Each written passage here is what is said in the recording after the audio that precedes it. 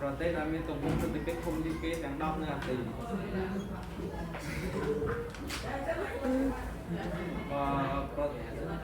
ចំនួនប្រទេសទាំង10មានដូចជាប្រទេសសង្ហបុរីប្រទេសប្រូយណេប្រទេសម៉ាឡេស៊ីប្រទេសថៃប្រទេសឥណ្ឌូនេស៊ីប្រទេសវៀតណាមប្រទេសហ្វីលីពីនប្រទេសកម្ពុជាប្រទេសឡាវនិងប្រទេសទីម៉័រ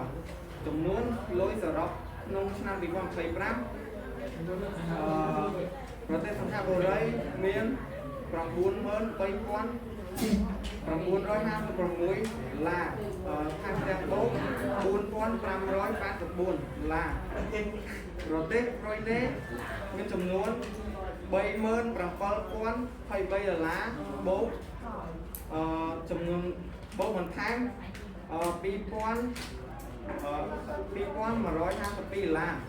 ប្រទេសម៉ាឡេស៊ីមានចំនួន14,423 ឡាបូក1,283 ឡាប្រទេសថៃ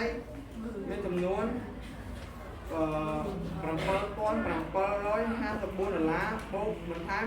8,722 ឡាប្រទេសឥណ្ឌូនេស៊ី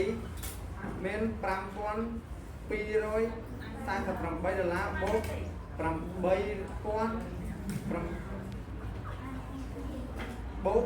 258 ឡាប្រទេសវៀតណាមមានចំនួន4,985 ឡាបូក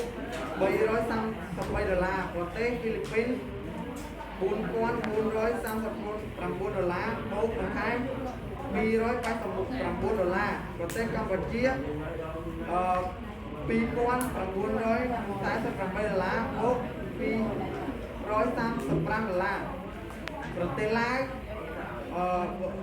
មានចំនួន1,854 ឡាដក91 ឡាប្រទេសទីម៉័រមានចំនួន1,532 ឡាបូក80 ដុល្លារ